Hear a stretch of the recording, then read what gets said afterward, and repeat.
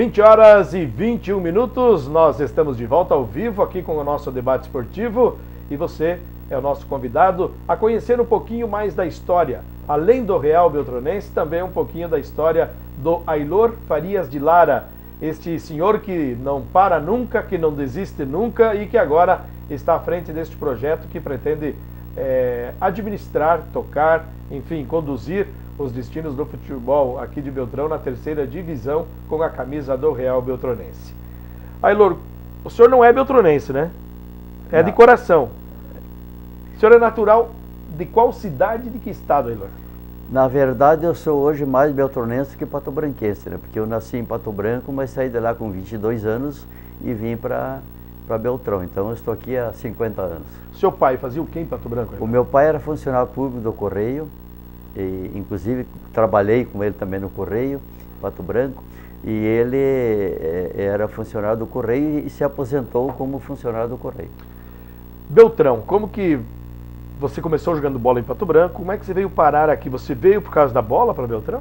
Não, na verdade eu comecei no Internacional em Pato Branco com 15 anos. Como sempre é a história de maioria dos jogadores que eu vejo, os pais nunca querem. Nós éramos em 12 irmãos. E o único que jogou futebol e gostou de futebol, eu. Meus irmãos, nenhum nunca num campo de futebol não entrou. E eu tinha que pular a janela para treinar. Eu fingia que ia tirar uma soneca de tarde, né? E pulava a janela e ia para o campo para treinar, lá em Pato Branco. E comecei no Internacional em Pato Branco, joguei com algumas pessoas que conhecem aqui, com o Chico Pneus no Internacional, com o falecido Abilhoa, que passaram por aqui também, jogaram aqui no União. Então, com o Juvino, que ainda está por aí, com o Juvino eu joguei em 2 times em Pato Branco no Industrial e ele era de Vitorino, vieram buscar em Vitorino para jogar lá em Pato Branco Industrial. E lá, assim, a gente tinha que trabalhar, ninguém jogava futebol, o clube ajudava financeiramente, mas tinha que trabalhar. E conseguiram um emprego para mim, para o Juvino, num posto de gasolina ali na Baixada, que é o industrial da Baixada, inclusive o cunhado do Chico Pneus, que era o presidente, que formou esse time e trouxe o Chico Pneus do Rio Grande do Sul para jogar lá. Então nós jogamos junto lá, eu tinha 16 anos e 17 na época. E depois acabou, o Industrial só disputou um ano e não foi avante, eu voltei para o Internacional e o Juvino foi para o Palmeiras. E depois que eu estava, antes de eu vir para cá um pouco, o seu Clodoveu Franciosi foi buscar o Juvino lá em Pato Branco para jogar no Real. E empregou ele aqui na Receita Estadual, onde que hoje ele é aposentado, né? E depois ele saiu do Real e jogou comigo no Real, depois ele passou a jogar no União. Então eu vim para cá, como te falei no início, a gente tinha que trabalhar. Eu trabalhava numa loja de confecções, que tinha uma filial aqui em Beltrão e uma em Coronel Vivida. E o gerente daqui saiu e eles me transferiram para cá como gerente. E eu cheguei aqui, o falecido Sarará, que tem muitos que conhece, ele veio do Rio Grande do Sul treinar a União aqui em Beltrão. E daí saiu daqui do União e foi treinar o Internacional. E foi ele que me promoveu a titular lá com 16 anos, um clássico contra o Palmeiras, que era o Interpal na época, o clássico lá. E não saí mais do time. E o cara que tinha vindo de fora, que era da posição de volante, eles mandaram embora e eu fiquei de titular. E daí, quando eu vim para Beltrão, o Sarará tinha voltado para cá e ele estava treinando o Real. E eu passava a avenida, ele tinha uma sapataria na avenida, e eu passava e fingia que não via ele, né? Mas um dia ele me pegou. Não adianta se me esconder, vem aqui, vamos conversar. E me levou a jogar no Real. Depois ele foi treinar o Jaracateado Enéas Marques, e o único que ele levou de Beltrão a jogar lá fui eu. Me tirou do Real e de todo jeito e me levou a jogar lá. Então, a minha história do começo de vida é assim. E a Kátia, minha filha, nasceu em Pato Branco, patobranquense, é o primeiro filho que eu tive, e depois os outros, o Jefferson e a Michele, nasceram aqui em Beltrão. Então, a minha história, aí eu cheguei aqui, depois parei de jogar, já passei com a escolinha, como você citou o nome aí. Na verdade, eu comecei a escolinha mais por causa do Jefferson, porque o Jefferson tinha 8 anos na época. Lara Esportes era o nome, né? Lara Esportes era o nome da empresa e da escolinha. E daí, onde eu ia jogar, ele ia comigo, sabe, todos os jogos. E quando eu parei de jogar, ele ficava dentro de casa, não saía, não tinha amigos, né? E um dia eu falei para minha esposa, eu vou colocar uma escolinha de futebol, porque agora aí o Jefferson saía, né?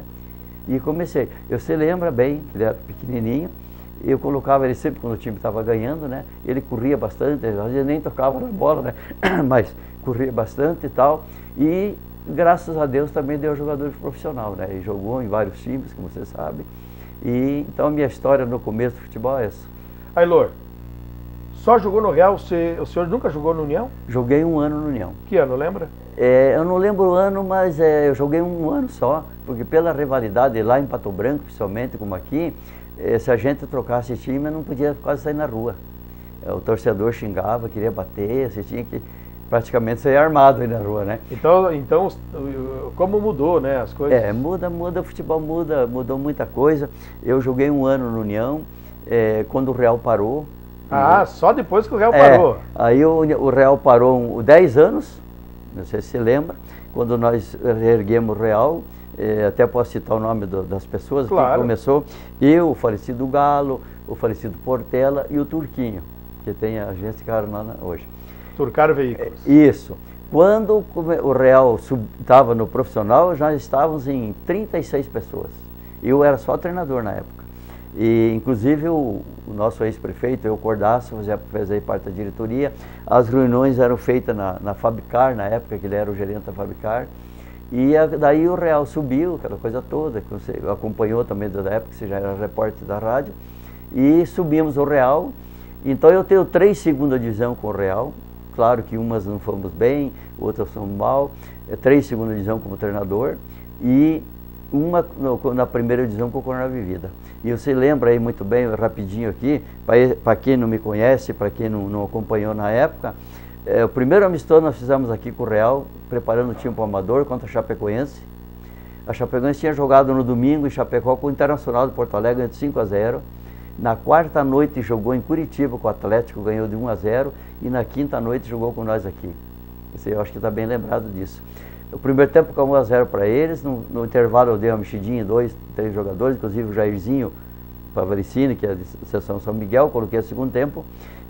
Ele deu o passe para o primeiro gol para o Jefferson e ele virou o jogo para nós depois 2-1. No finzinho, o Chapecoense empatou. E esse foi o jogo do Amador. Quando nós estávamos preparando o time para a segunda divisão, o primeiro amistoso que nós fizemos aqui foi contra o Pato Branco. O Pato Branco disputava a primeira divisão na época e estava folgando. Ganhamos de 3-0. Né? O primeiro tempo já acabou 3-0 para nós. O segundo amistoso contra o Passo Fundo, ganhamos de 1-0, que até foi o Jefferson que fez o gol. E depois, enquanto eu estava como treinador, eu estava invicto, né?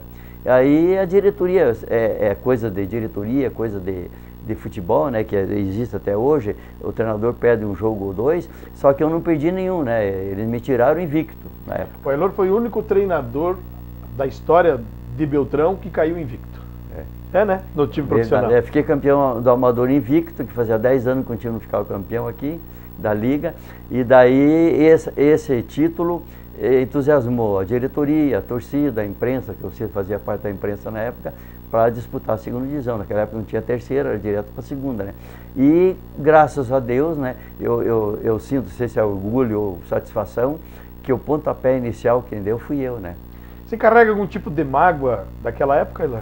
Não, mágoa não tenho de ninguém, nem dos meus adversários. Você sabe que tem gente que gosta da gente, tem outros que não gostam, mas eu não ligo para mágoa. O que eu sempre penso é que nunca ninguém me explicou por quê.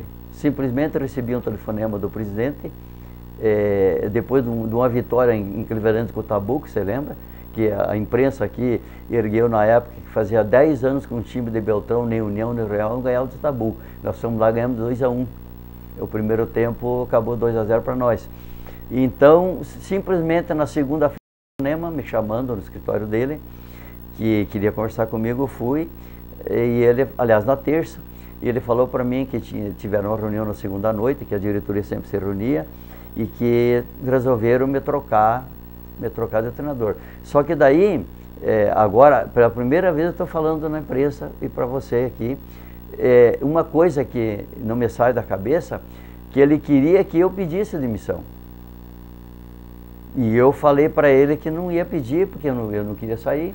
Como é que você vai pedir demissão de um cargo que você está satisfeito, está ganhando, está liderando? Não tem lógica, né? E daí também, não vou citar nome, né? Mais 2 pessoas, inclusive um era meu compadre, foi para dentro do casamento dele, De repente ele ligou para essas duas pessoas, ó, vem aqui que o Ailor está aqui. E nesse meio tempo ele me tentando que eu pedisse a demissão. Eu digo, não, eu não vou pedir demissão, não quero sair, vocês vão ter que pedir. Né? Aí chegaram os dois, um sentou de cada lado de mim, e eu fiquei cuidando da conversa deles, né? Aí ele falou, o presidente falou, ó, tentei para o Ailor pedir demissão, ele não quer. Aí um deles falou assim, não, então nós vamos ter que aguentar a responsabilidade. E daí na época o zagueiro nosso lá do Real do Amador, que até fugiu o nome agora, que estava na educadora, lembra que hoje mora em Pato Branco? Navílio Vicinski. Navílio. O Navílio era repórter da Educador na época. Eu lembro, ele instalou o carro da rádio em frente à minha loja ali na avenida, e eu com o rádio ligado lá, trabalhando na minha loja, e todas as pessoas que passavam ele entrevistava, e xingava o presidente, xingava não sei o quê, isso aí não se faz, não sei o quê, não sei o quê. Tá, mas eu nunca perguntei para eles, nem para esse meu compadre, nem para o outro amigo meu que estava na diretoria, inclusive esses dois eram na época do União, e os dois que entraram lá na diretoria, que o presidente convidou na época, eu nunca perguntei para eles, nem para o meu compadre, para ninguém, nem eles me disseram por quê. Você não faz nem ideia o que aconteceu? Não faço ideia. Não, e é bom nem saber? Não, na verdade eu faço ideia porque você estava no jogo, não sei se acompanhou contar rapidinho a história. Naquele jogo aqui contra o Medianeira, assim, ó, eu penso assim, como treinador e como jogador que fui, quando o time perde, todo mundo perde, quando ganha, tudo ganha. E no primeiro jogo contra o Medianeira, nós estávamos ganhando de 1-0, e de repente o goleiro, o falecido Chico lá, que era o nosso goleiro, lembra? Pegou a bola e jogou nas costas do Valdo, que está aí o Valdo vivo até hoje, que pode também confirmar isso. E jogou a bola nas costas do Valdo, e o Valdo não viu. E o atacante do Medianeira era muito rápido, pegou essa bola e empatou o jogo. E nós não conseguimos mais fazer o segundo gol. E bola daqui, bola dali, dá na trave, dá para cá e não entra. E daí, na terça-feira, o presidente me chamou no escritório dele. E falou para mim, olha, nós tivemos uma reunião ontem e decidimos que você não pode pôr o Valdo e o Chico jogar lá em Cleveland. Que quando eu assumi, eu falei para eles, olha, não admito que ninguém se meta na escalação do time, e eu vou trabalhar do alambrado para dentro, vocês do alambrado para fora. E me cobrem o resultado. Nunca me cobraram porque o resultado estava ali, nós estávamos ganhando, o time estava invicto. Né, Aí ele me falou, Ailor, vem cá, ele me chamou da orelha, Ailor, vem aqui, quero falar com você. Fui lá, senta aí, sentei. Ó, nós fizemos uma reunião da noite e decidimos que você não vai pôr o Valdo e o Chico jogar em Cleveland. Falei, por quê? Não, porque a gente está igual, doutor. O negócio é o seguinte, para mim, quando o time ganha, todo mundo ganha, e quando perde, papapá. Mas eu vou pensar no seu caso. E estou voltando para a loja e me veio na cabeça o seguinte, se eu não ponho o Valdo e o Chico jogar lá e nós ganhamos o jogo, eu queimo eles definitivamente para o futebol do Beltrão. Pensei, digo, eu vou encarar eles e vou pôr. Vou escalar os dois. Aí chamei eles no primeiro treino à tarde, saiu o Valdo como testemunha, num canto e falei, ó, tô tendo uma pressão aí para não colocar vocês jogar, mas eu confio em vocês, e eu sei que vocês podem errar, porque no futebol você erra. Ninguém é obrigado a acertar todas. Acredito que vocês podem até errar, mas vão errar de outra maneira. Né? E eu confio em vocês e vou colocar vocês jogar. E daí eles falam bem, ó, pode colocar nós que nós não vamos decepcionar vocês. Eu acredito que não vão e não vão mesmo. Porque eu conheci os dois, né? O Valdo, inclusive, tinha parado de jogar, trabalhando na Sadia na época. Eu fui lá, fiquei 2 horas em frente dele, tá ele aí para confirmar, para ele voltar a jogar. Daí ele voltou, não queria voltar, mas voltou.